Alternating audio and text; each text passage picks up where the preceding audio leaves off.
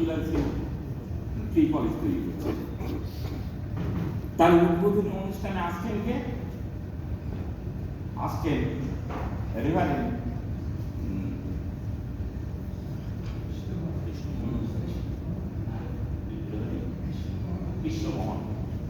কৃষ্ণমোহন বন্দ্যোপাধ্যায়, যিনি রেনেসাঁর একেবারে বীজ, তিনি এসে উদ্বোধন করছেন, তিনি উৎসাহিত করছেন ওই কলেজকে তৈরি করার।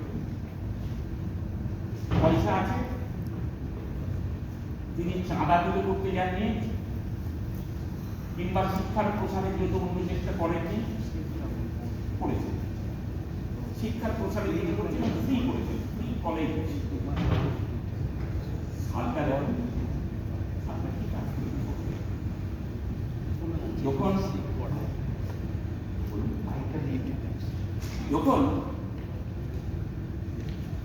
রেনেসাঁর স্ফুরণ ঘটছে, রাজা রামমোহন রায় মুভমেন্ট করে সতীদাহ প্রথা বন্ধ করতে করছেন, সতী রেগুলেশন অ্যাক্ট করে 1839 করাচ্ছেন। রাজা রামমোহন রায়ের যে মুভমেন্ট, ঈশ্বরচন্দ্র বিদ্যাসাগরের যে মুভমেন্ট, এই মুভমেন্টে পরিণতি পেয়েছে আইনে।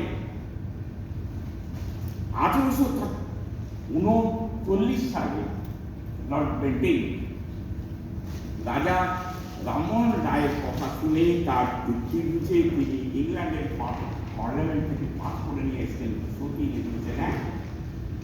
আর ঈশ্বরচন্দ্র বিদ্যাসাগর তিনি বিধবা বিবাহ চালু করার জন্য তিনি যে মুভমেন্ট করলেন, তাতে যে কতজন তার ছিল আর কতজন যে কাছা করে দিল তার কোনো ঠিক নাই।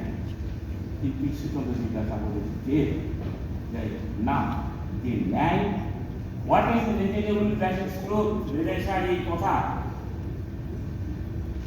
সেটা ঈশ্বরচন্দ্র বিদ্যাসাগর মানতেন বলেই প্রথমে ধর্মের মধ্যে দিয়ে বিধবা হয় কিনা সেটা দেখা, কিন্তু সেটাও বিদ্যাসাগর একা করেছিলেন।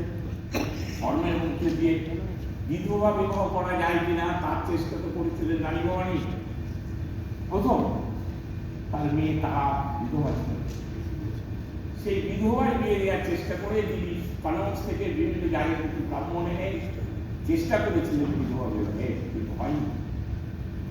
চেষ্টা করেছিলেন রাজা রাজবল্লভ, তিনিও তো 108 জন পণ্ডিতকে নিয়ে এসে বিধবা বিবাহ দেওয়া যায় কিনা তার চেষ্টা করেছিলেন। এটা তো ধর্মের মধ্যে দিয়ে, এই যে ধর্মের মধ্যে দিয়ে চেষ্টা, সেটা বিদ্যাসাগর করেছিলেন। কিন্তু